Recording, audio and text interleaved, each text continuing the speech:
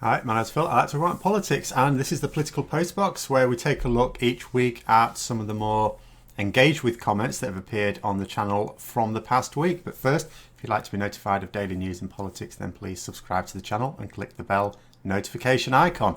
So, on to the first one about British newspapers. So, someone's saying here, this was in regards to a video I did about the appalling lack of oversight that the newspapers are placing on the government. Someone's saying UK newspapers are total crap. Hope they all fail and go bankrupt. Well, you may be getting your wish. I mean, they're not all going to go bankrupt and they're not all going to fail, but they are struggling at the moment, newspapers in this country. I'm not sure if it's the case in other countries as well. I suppose any country that's imposed lockdown measures, the same will be true. And that is because people are going out less, and because people are going to the shops less, they are much less likely to buy a newspaper, and they're suffering. They're doing very badly as a result of this. So to the point where newspapers are actually calling on the government to help save them, and asking that their workers be designated key workers, because they are struggling a lot. And it's one of these things, in another country, you would think, yeah, I mean, a free press, of course, is absolutely vital for any democracy. And no different in the UK. But in the UK, and we're not alone in this, but in the UK, our media are not actually doing their jobs. Why is it important to have a free press? Why is it important to make sure that we can have a newspaper industry, so that the journalists and editors who work for those newspapers can shine a spotlight on things that are not right in the country, and most especially link that in with what the government are doing about it, or what they're not doing about something. And in the UK, they are not doing that. They've done it a little bit. I'm not going to knock it. I mean, it was only a bit over a week and a half ago that I was saying, the British media had done this. They had been criticising the government over some things, and then things moved as a result of it. But they haven't been, for example, shining the spotlight on the lack of PPE for NHS staff. They haven't been really doing what they could be doing in communicating what we can and can't do in the lockdown properly. If you look at a lot of British newspapers, when they're talking about the lockdown measures, they're usually taking their own spin on it, as you would. But where's the information service? One of the things the government are always going to struggle to do at a point like that, even if the government had a fully thought out strategy as early as they could have done, and were communicating as well as they could. Newspapers have a role to play in communicating measures such as this. You can't expect the government just to do it on their own. They should absolutely be working in tandem with papers, but the papers aren't. They're using it for their own political ends. There's no ceasefire at all during this emergency between, the different factions within politics, and that's why, you wouldn't feel much sympathy if certain newspapers went to the wall. It would depend on which ones, but at the end of the day, although some of them are doing a good job of shining a spotlight on what the government are doing wrong, that's really because those are the newspapers that are political opponents of the right wing of politics. Were it the other way around, where if we had a left wing government in place and something wasn't being done right, those papers maybe would be covering that up as well. Because a lot of newspapers are quite biased, and that's always going to be the case. Anyone who's going to at all commentate on the news is going to be quite biased. And even if you say, look, we're going to be a newspaper and we're only going to present objective facts, and we're not even going to add commentary to it, which would actually be a newspaper but there's no newspaper, as far as I know, even exists like that, certainly not in this country. There's always the commentary that goes with it, which is fine. But even if you just presented the news, the objective truth, what you include in that report and what you don't include can still lead people a particular way. So yeah, UK newspapers are total crap, but they are in dire straits at the moment. They are in very serious trouble. They're losing quite badly, And although many of these newspapers nowadays have an online presence and you can subscribe to them, I paid to subscribe to a number of them, including ones I really hate reading, but you have to sort of read what they're saying. Most people aren't going to do that. Most people like to just buy a newspaper on their way to work. That's another thing. It's not necessarily just that people aren't going to shops as much. Some people will just buy them on the way to work to read in their breaks at work. And if they're not going to work, if about a third of the population are not going to work, and many others are working from home, then they're not going to do that either. They're going to be looking online, and they may look at these newspapers' websites online. But if you're going to look online, there's any number of places you can go to for your news. Here is potentially one of them. Anyway, on to the next comment. So she's done a runner like that mug guy. So this was in reference to Priti Patel, who at the time I did the video had not really been seen or heard of unless you really were looking for things she was saying for about 2 weeks. Then, of course, she did the Saturday press conference, which reminded us all why she wasn't being seen or heard of. And it's interesting, this person notes Jacob Rees-Mogg as well. So Priti Patel is the Home Secretary. As such, one of the most senior members of the government. Jacob Rees-Mogg is also a senior member of the government. He's a cabinet minister, albeit leader of the House. So his role is really in terms of parliamentary procedures. Well, there aren't a lot of parliamentary procedures going on right now. They absolutely should be meeting, at least digitally, remotely, but they're not doing. So you could argue with Jacob Rees-Mogg that he's not saying a lot, because at the end of the day, his particular role doesn't really involve doing very much at the moment, but Priti Patel's does.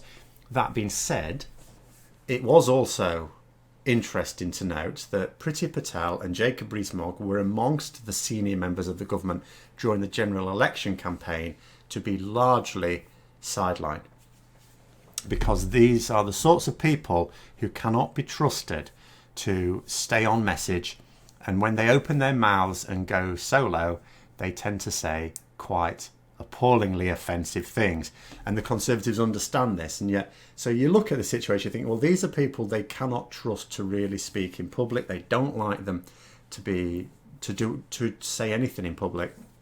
And you can see why. If you saw the press conference with Priti Patel, you would see why. And if not, do a little Google search, Priti Patel press conference, and recent news like in the past week. Oh dear, it was bad. It was very, very bad. And there's a lot of people pointed out if it had have been, in fact, a lot of people specifically said Diane Abbott, because Diane Abbott was her opposite number before Keir Starmer became the Labour leader. And if she'd have made a hash of something like that, then she'd have been absolutely vilified in the press, whereas Priti Patel was not. So very much double standards there. But that's because we have a media that is largely shilling for the government. Or actually, I think it's the other way around. I think the government shills for that right-wing media.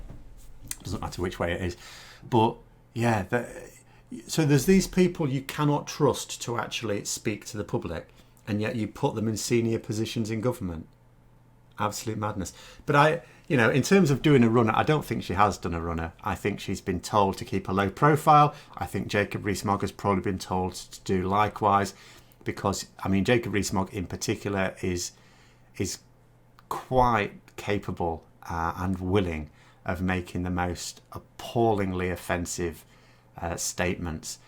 He is the guy, of course, who effectively blamed the victims of the Grenfell Tower fire on the victims. It was their fault they died for being stupid.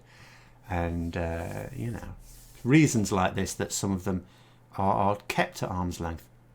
Although I will just say, as a little aside, in terms of Priti Patel's appearance at the press conference, that in itself, it's maybe a topic for another video, was itself foolish for a couple of reasons. First of all, she was always going to make an arse of it. There's a reason why we haven't heard of her for the last couple of weeks, and those reasons were exposed there. Not just because of her incompetence, but because of her callousness. But they shouldn't be changing ministers around anyway. One of the things that we're told by people who've dealt with public health problems in the past, pandemics in the past, is what they learn is you need a person or one or two people that keep giving the messages out that the public can then get a relationship with, and they are the person who gives you the information, so you don't get things confused. So when someone else who you might think is in a position of influence says something, if it's not the person that's presented to you, you sort of discount it. You only listen to the instructions from this person. And these daily press conferences, of course, were set up so that that person could be Boris Johnson. I know it's not the best idea, but the idea of having at least one person that's there presenting these messages, was sensible. Obviously, he can't do that now. That's understood. But Dominic Raab was supposed to be deputising. It should have been Dominic Raab that then took over that role, not chopping and changing all the time who it is, because then the message gets confused, particularly when these ministers are not staying on message, they're not delivering the clear messages. And the reason for that is, of course, there is no message that's actually open and honest. So they're constantly having to think on their feet with questions that the journalists pose to them, and they're not even having the trickiest questions posed to them either. Anyway, there's that one. Next one. So, regarding Brexit and the fact that the Conservatives at the moment seem to be wanting to still go gung-ho with it. Someone here saying, my prediction is that they will do a hard Brexit mid-coronavirus second wave in the autumn and just wing it. I don't think there's any serious prospect of... I had discussed the possibility some time ago that we may not even make it to the end of this year before he just breaks off the transition period. I strongly suspect that will not be the case now. Nothing really leads me to believe that it could be the case. Everything will crash and burn, they go and say, but they will blame it on world economy downturn and coronavirus. It's the perfect cover-up. I'd be hugely surprised if they won't go for it. I don't think it would be the perfect cover-up. I absolutely accept the notion that they may feel that in the midst of a global downturn, and that would be putting it mildly, wouldn't it, that you can blame a lot of the economic impacts of a hard Brexit on the coronavirus, because there will be a certain level of difficulty in extracting the two. And the sort of people who would be capable of doing that are not going to be listened to by the general public. So I can absolutely believe that. However, there's a couple of things that make me think that it will not allow them a perfect cover-up. The first of which is that there will be an instant noticeable impact of a hard Brexit. The day it happens, the 1st of January 2021, it will be noticeable for the general public. Now, you can't really at that point blame it on the coronavirus, because that will have been, or at that point, 12 months it's been around. It'll have been around for basically a year, not in this country, basically 11 months or so. We'll hopefully be over the worst of it by then. Yes, if you're going to just look at the figures impacting the economy, then you can hide the extent of that to a little bit, to a certain extent, although it'll be quite easy to show a graph showing otherwise. But the impacts that I'm talking about are things like difficulty in importing things into the country. Medicines and food shall we focus on mostly. So we saw what happened with the panic buying for the coronavirus, when people sort of thought they were going to have to isolate or the lockdown was coming, lots of panic buying. We seem to be over the worst of that now. But when the hard Brexit is coming, the same thing will happen. People will panic buy. We'll already be in a situation where it's Christmas and a lot of people will be buying a lot of stuff for that, and then the panic buying. The difference is that with a hard Brexit, there's going to be an issue with supply. At the moment, there's no issue with supply. If people hadn't panic bought, we wouldn't have had empty shelves. It would have been fine, because we didn't have a shortage of anything. After a hard Brexit, we will. There will be things that we will have a shortage of. And then when it comes to medicines as well.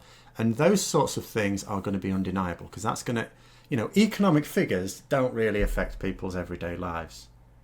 So that's why you even have a lot of people right now they're accepting now that Brexit's going to be economically bad for the UK, and they say they don't care. They say they don't care because they don't really understand how the economy affects their day-to-day life until it does affect it. And whereas food and medicine supplies is a very, very different thing. Or indeed anything that we currently import that people need on a day-to-day basis. So that will prevent the perfect cover-up. And the other thing is, when you're talking about shortages of food and medicine, you are talking about the things that people need to live. And there's an extent to which government blaming someone else for something works. But it only does that if you yourself are not being really badly hurt by whatever it is.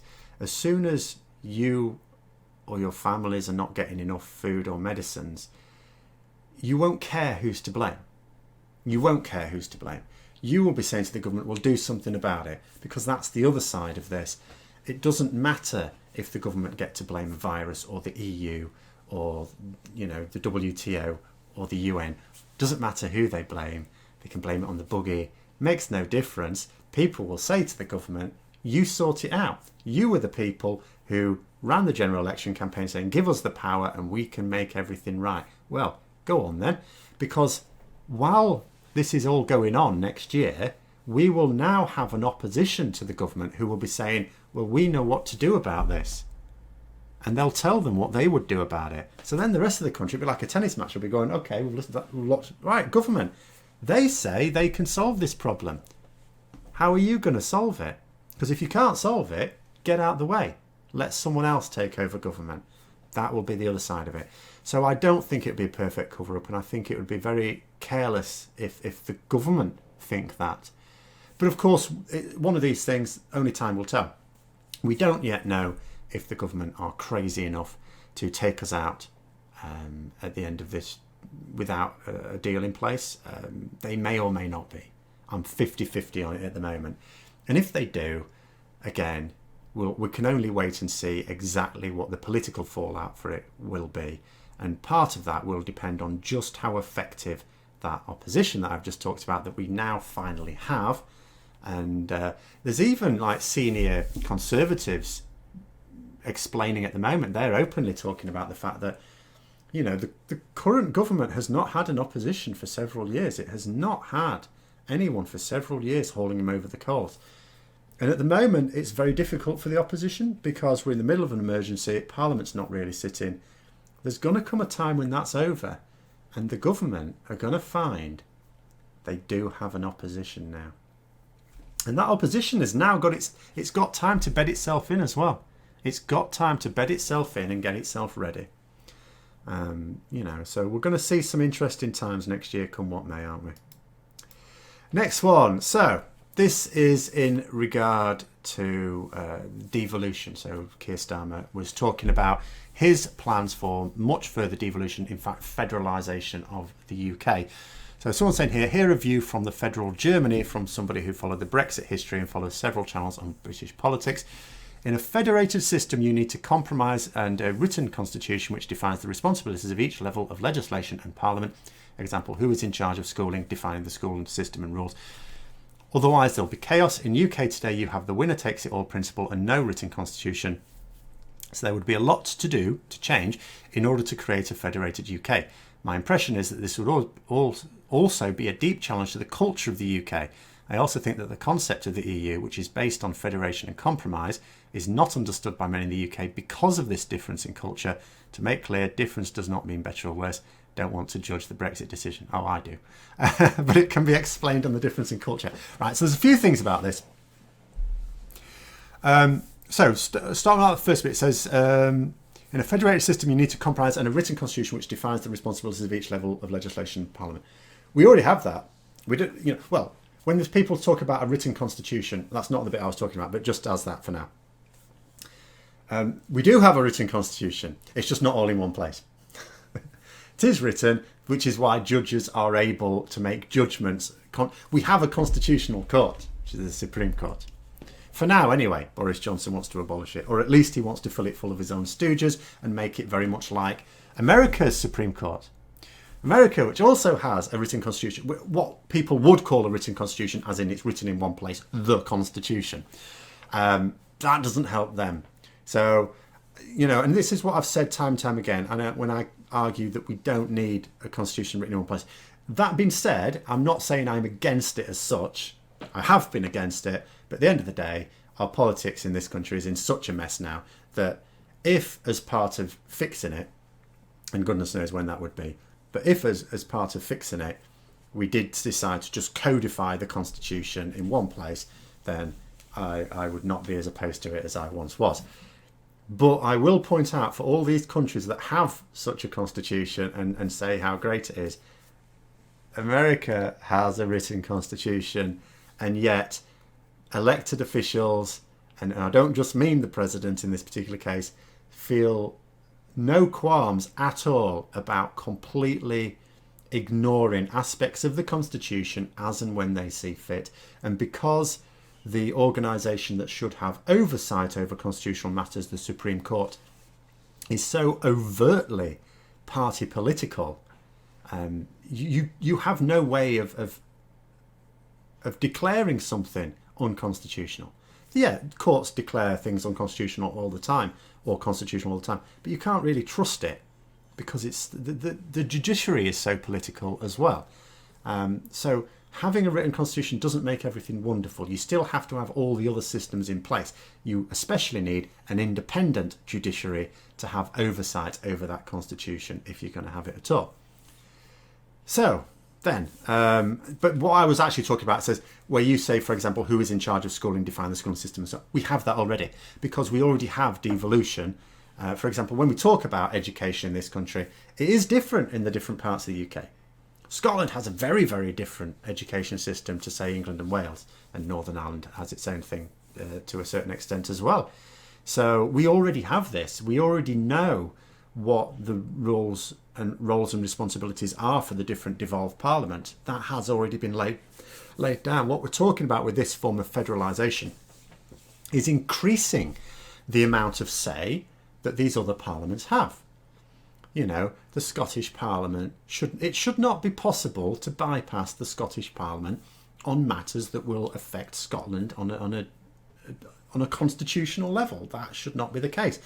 Brexit should not be possible without the authority of every parliament in this country.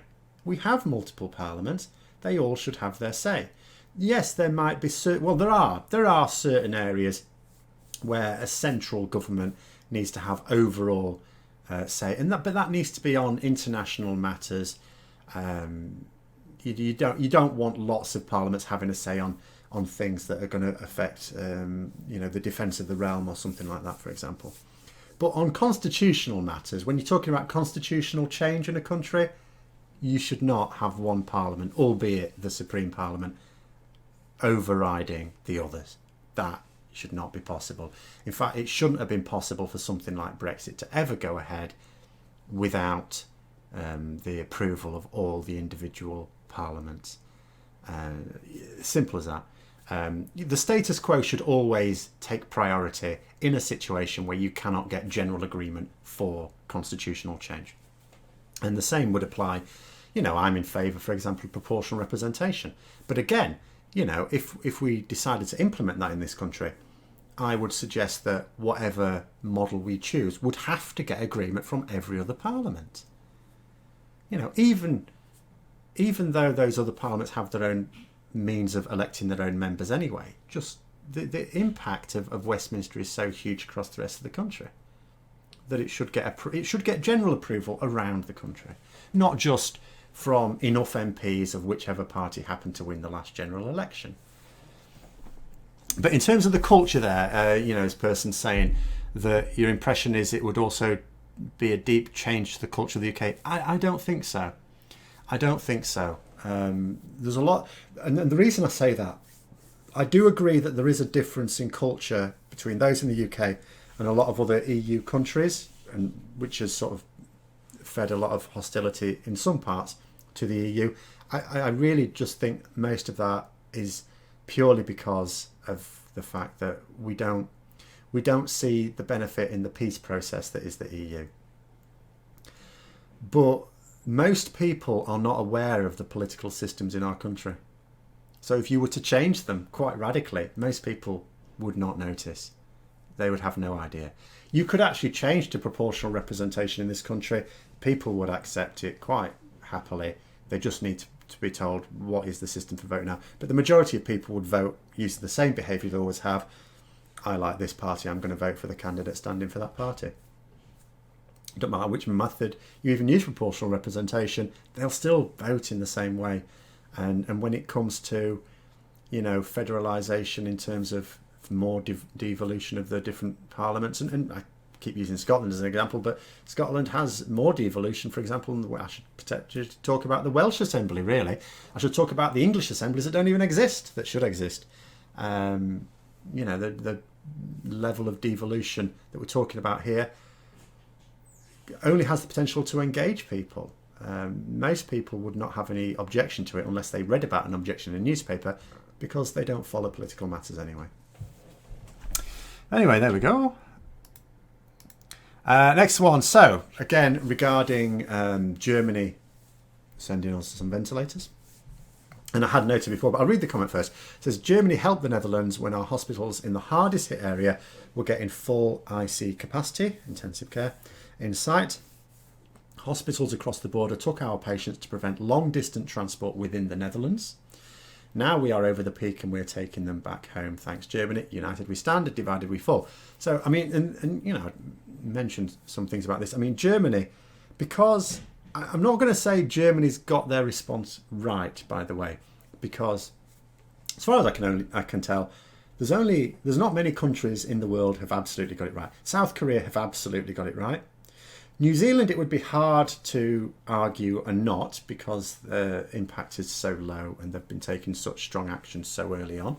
But South Korea, yeah, is pretty much the only country you could actually say has definitely got it right. But Germany, out of European countries, has definitely got it righter than anyone else in the continent, as far as I can tell. There are other countries in the continent that have also taken appropriate action. Of course, I talked about Greece recently as well.